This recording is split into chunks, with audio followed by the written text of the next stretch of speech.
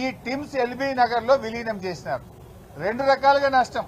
మహేశ్వరంలో medical college వస్తే అక్కడ ఒక ఆసుపత్రి వస్తే అక్కడ పేదలకు వైద్యం దొరికేది, ఇక్కడ సూపర్ స్పెషాలిటీ సేవలు దొరికేది. ఇలా జనరల్ మెడిసిన్ మెడికల్ కాలేజ్ వస్తే ఏమైతుంది, ఏ కరీంనగర్లనో వరంగల్లోనో సిద్దిపేటలో మెడికల్ కాలేజీలు ఏ సేవలు ఉంటాయో గవే సేవలు దొరుకుతాయి. కానీ మనము టిమ్స్ ఎల్బీ నగర్ కట్టిన ఉద్దేశం ఏంది, సూపర్ స్పెషాలిటీ సేవలు అందాలి. ఇలా 400 పడకలు ఇళ్లకు వస్తే ఈ 1000 పడకల్లో 400 తగ్గిపోయి పేదలకు ఇలా సూపర్ స్పెషాలిటీ సేవలు దొరకకుండా పోతుంది. అటు మహేశ్వరంలో మెడికల్ కాలేజీ రాకుండా పోతుంది. రెండు రకాలుగా నష్టం. అదేవిధంగా మా వివేక్ గౌడ్ గారి నియోజకవర్గం కుత్బుల్లాపూర్ లో కూడా కేసీఆర్ గారు 182 కోట్లతో జీవో నంబర్ 162 ద్వారా అక్కడ మెడికల్ కాలేజ్ శాంక్షన్ చేశాం. ఇవాళ మేడ్చల్ జిల్లాకే మెడికల్ కాలేజ్ లేకుండా పోతా ఉంది. దాన్ని తెచ్చి ఏం చేసిండ్రు, టిమ్స్ అల్వాల్లో దాన్ని కలిపేసిండ్రు. అంటే ఇవాళ కుత్బుల్లాపూర్ కాన్స్టిట్యున్సీలో పేదలకు వైద్యం అందుబాటులో లేకుండా దాన్ని తీసుకుపోయి అల్వాల్లో కలిపేసిండ్రు. కేసీఆర్ గారి ఆలోచన ఏంది, అల్వాల్లో 1000 పడకల టిమ్స్ రావాలి, కుత్బుల్లాపూర్ లో మెడికల్ కాలేజ్ తో పాటు 500 పడకల ఆసుపత్రి రావాలి. కేసీఆర్ గారి ఆలోచన ఏంది, ఎల్బీ నగర్ లో 1000 పడకల సూపర్ స్పెషాలిటీ ఆసుపత్రి రావాలి, మహేశ్వరంలో 500 పడకలతో మెడికల్ కాలేజీ రావాలి.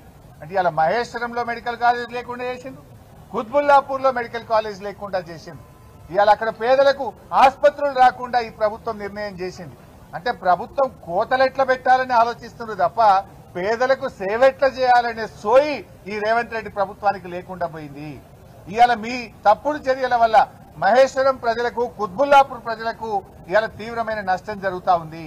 అంతేకాదు రాష్ట్ర ప్రజలకు అటు అల్వాల్లో ఇటు ఎల్బీ నగర్ టిమ్స్ లో కూడా 400-500 పడకలు తగ్గిపోయి సూపర్ స్పెషాలిటీ సేవలు ఇవాళ ప్రజలకు అందకుండా పోయే పరిస్థితి ఏర్పడ్డది. వీటి పనులను చేయరు. 2 ఏళ్లైనా ఈ ఆసుపత్రులు ఇంకా పేదలకు సేవలు అందించడం లేదు. ఎందుకు ఈ నిర్లక్ష్యం అని మేము అడుగుతా ఉన్నాం. ఎందుకు, ఏ కారణం చేత నిర్లక్ష్యం చేస్తా ఉన్నారు? ఇలా అన్ని ఫైనల్ ఉన్నాయి కదా, కట్నీళ్లు పెట్టిన పొయ్యోలు ఉన్నది. గట్టిగా చేస్తే 6 నెలల్లో పేదలకు వైద్యం అందించవచ్చు. ఇప్పటికైనా రేవంత్ రెడ్డి ప్రభుత్వాన్ని హెచ్చరిస్తా ఉన్నాం. తక్షణమే వరంగల్లో 2000 పడకల హెల్త్ సిటీని, హైదరాబాద్ లో నిర్మిస్తున్న 4 టిమ్స్ ఆసుపత్రుల పనులను యుద్ధ ప్రాతిపదికన పూర్తి చేయాలి. ఈ 10,000 పడకల సూపర్ స్పెషాలిటీ బెడ్స్ ను ప్రజలకు అందుబాటులో తేవాలి అని ఈ ప్రభుత్వాన్ని మేము కోరుతా ఉన్నాం. ఇవాళ ఈ ప్రభుత్వం, మీరు రాజకీయం ఉంటే చేసుకుందాం, మా మీద కేసులు పెట్టుకో, మమ్మల్ని జైలు వేస్తే వేసుకో, కానీ వైద్యం పేదలకు ఆపే హక్కు నీకు లేదు. ఈ టిమ్స్ ఆసుపత్రుల నిర్మాణాన్ని స్లో చేస్తే ప్రజలతో తిరుగుబాటు వస్తుంది, జాగ్రత్త అని చెప్పి కూడా హెచ్చరిస్తా ఉన్నాం. రాజకీయాల కోసం పేదల వైద్యాన్ని ముడిపెట్టద్దు. రాజకీయాల కోసం కేసీఆర్ గారు ప్రారంభించిందని ఈ టిమ్స్ ఆసుపత్రుల నిర్మాణాన్ని ఆపొద్దు అని మేము ఈ ప్రభుత్వాన్ని కోరుతా ఉన్నాం. 2 ఏళ్ల నుంచి ఆపడం ఏం చేసినవే నువ్వు? 2 ఏళ్లలో ఈ జాగా బిల్డింగ్ అంతా కేసీఆర్ శాంక్షన్ తో సహా డిజైన్ చేసి 6 అంతస్తులు నేనే కట్టిమి. 2 ఏళ్లలో 5 అంతస్తులు కడతావు, 2 ఏళ్లలో 5 స్లాబ్లు వేస్తావు. గంతేనా నువ్వు చేసింది? ఆసుపత్రి అందుబాటులో తేరాదా? డెడ్ లైన్లు మారుతున్నాయి, డేట్లు మారుతున్నాయి తప్ప ఆసుపత్రి నిర్మాణం పూర్తయితలేదు. ఎప్పుడు మంత్రులు, ముఖ్యమంత్రి రివ్యూ చేసినా డెడ్ లైన్లు పెడుతుండ్రు, డేట్లు పెడుతుండ్రు, డేట్లు మారుతున్నాయి, కానీ ఆసుపత్రి నిర్మాణం జరుగుతలేదు. ఇవాళ అన్ని బందే. కేసీఆర్ కిట్ బంద్ చేసినావు, న్యూట్రిషన్ కిట్లు బంద్ చేసినావు, అన్ని ఒకటొక్కటిగా బంద్ పెడుతున్నావు. రేవంత్ రెడ్డికి తిట్ల మీద ప్రేమ ఉంది తప్ప కిట్ల మీద ధ్యాస లేదు. కిట్లంటే పట్టవు. ఆనాడు కేసీఆర్ గారి ప్రభుత్వ ఆసుపత్రుల్లో డెలివరీలు 30% ఉంటే 9.5 ఏళ్లలో కేసీఆర్ గారి ప్రభుత్వం చేసిన కృషి వల్ల, కేసీఆర్ కిట్ వల్ల, ఎంసీహెచ్ ఆసుపత్రులు ఏర్పడడం వల్ల, అమ్మఒడి వాహనాలు పెట్టడం వల్ల 72% పెరిగినాయి. 30% గవర్నమెంట్ ఇన్స్టిట్యూషనల్ డెలివరీస్ 9 ఏళ్లలో 72% పెంచిన ఘనత కేసీఆర్ ప్రభుత్వంది. మరి రేవంత్ రెడ్డి ప్రభుత్వం ఏం చేసిండు? 2 ఏళ్లలో 72 నుంచి మళ్ళీ 55కి వచ్చింది. అంటే 17% తగ్గింది. నీ పాలన ఎట్లుంది అంటే తిరోగమనం. ప్రభుత్వ ఆసుపత్రుల్లో ఆనాడు 72% డెలివరీలు అయితే ఇవాళ 55%కు తగ్గింది. పేదలకు వైద్యములో తిరోగమనం, ప్రభుత్వ విద్యలో తిరోగమనం, ఇవాళ జీఎస్టీ వృద్ధిలో తిరోగమనం, ఇవాళ రియల్ ఎస్టేట్ వ్యాపారంలో తిరోగమనం. ఏంది, రాష్ట్రమే వెనుక్కుపోతుంది నీ పాలనలో. ఇవాళ ప్రభుత్వ విద్య రేవంత్ రెడ్డి హయాంలో పోయిన సంవత్సరం నుంచి ఈ సంవత్సరానికి 47,000 మంది పిల్లలు ప్రభుత్వ పాఠశాలల్లో తగ్గారు. డెలివరీలేమో 72 నుంచి 55కు తగ్గింది. ప్రభుత్వ పాఠశాలల్లో పిల్లలు 47,000 మంది గత సంవత్సరం నుంచి ఈ సంవత్సరానికి చూస్తే తగ్గారు. జీఎస్టీ చూస్తే పోయిన సెప్టెంబర్కు ఈ సంవత్సరం సెప్టెంబర్కు చూస్తే 5% మైనస్లకు పోయింది జీఎస్టీ. కేసీఆర్ గారి హయాంలో ఎప్పుడు 16% పెరిగితే రేవంత్ గారి హయాంలో 5% జీఎస్టీ తగ్గింది. రియల్ ఎస్టేట్ అయితే కుప్పగూలింది. రాష్ట్ర ప్రభుత్వ ఆదాయం తగ్గింది. ఇవాళ నువ్వు సిగ్గుపడాలి, ఆత్మ విమర్శ చేసుకోవాలి. ఈ రాష్ట్రం అద్భుతంగా 10 ఏళ్లలో దేశానికి దిక్సూచిగా కేసీఆర్ నిలబెడితే నీ పాలనలో రాష్ట్రం తిరోగమనం పట్టింది. ఇవాళ అదేవిధంగా బస్తీ దవాఖాన్లు కేసీఆర్ గారి హయాంలో 450 బస్తీ దవాఖాన్లు పెట్టాం. కేంద్ర ప్రభుత్వం 15వ ఆర్థిక సంఘం బస్తీ దవాఖాన్లను చూసి మెచ్చుకున్నది. తెలంగాణను చూసి దేశాన్ని నేర్చుకోమన్నది.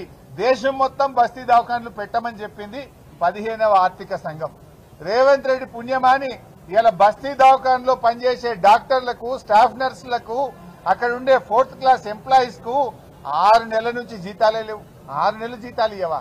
1వ తారీఖు ఇస్తా అంటావు. ఎందుకు ఇస్తలేవు అంటే బస్తీ దవాఖాన్లో పనిచేసే డాక్టర్లందరూ కూడా ఉద్యోగాలు ఇచ్చిపెట్టి పోవాలి, బస్తీ దవాఖాన్లు మూతపడాలి. కేసీఆర్ గారు బస్తీ దవాఖాన్లు పెట్టింది కనుక ఈ బస్తీ దవాఖాన్లు నడవద్దు, పేదలకు వైద్యం దొరకొద్దు అనుకుంటున్నావా? హైదరాబాద్ నగరంలోనే 350 బస్తీ దవాఖాన్లు పెట్టిండు కేసీఆర్. ఇవాళ జూబ్లీ హిల్స్ ప్రజలకు బస్తీలలో ఏం చెప్తున్నా ఆయన? బస్తీ దవాఖాన్లలో డాక్టర్లకు, స్టాఫ్ నర్సుకు 6 నెలల నుంచి జీతాలు ఇవ్వలే.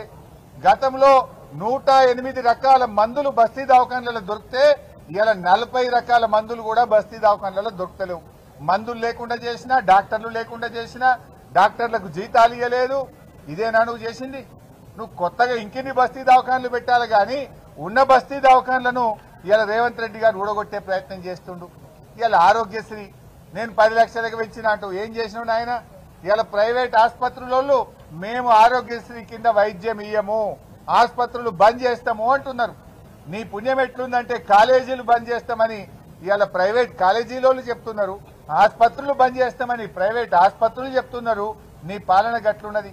ఆరోగ్యశ్రీ ఇవాళ 1400 కోట్ల బకాయిలు పడ్డాయి. ఆరోగ్యశ్రీకి కేసీఆర్ గారు ప్రభుత్వం ఉండగా ఎప్పటికప్పుడు నిధులు ఇచ్చాం, మంచి వైద్యం అందించాం. కేసీఆర్ గారి హయాంలో ఆరోగ్యశ్రీ కింద 8,000 కోట్ల రూపాయల డబ్బులు ఇచ్చాం. సీఎం రిలీఫ్ ఫండ్ కింద 3,000 కోట్లు ఇచ్చాం.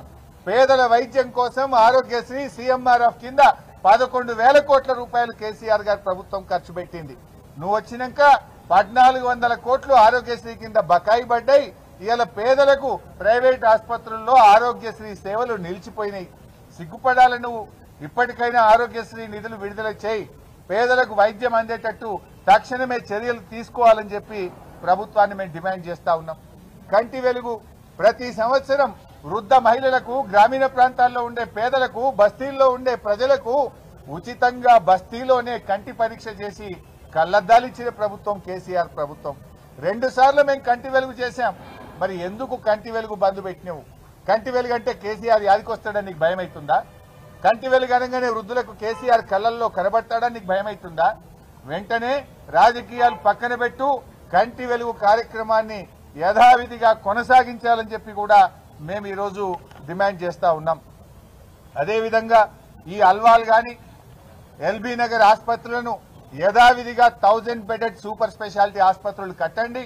మహేశ్వరంలో, కుత్బుల్లాపూర్లో మెడికల్ కాలేజీని యథావిధిగా కొనసాగించి ఆ ప్రాంత ప్రజలకు వైద్య సేవలు, విద్య అందే విధంగా ప్రభుత్వం చర్యలు తీసుకోవాలని డిమాండ్ చేస్తున్నాం.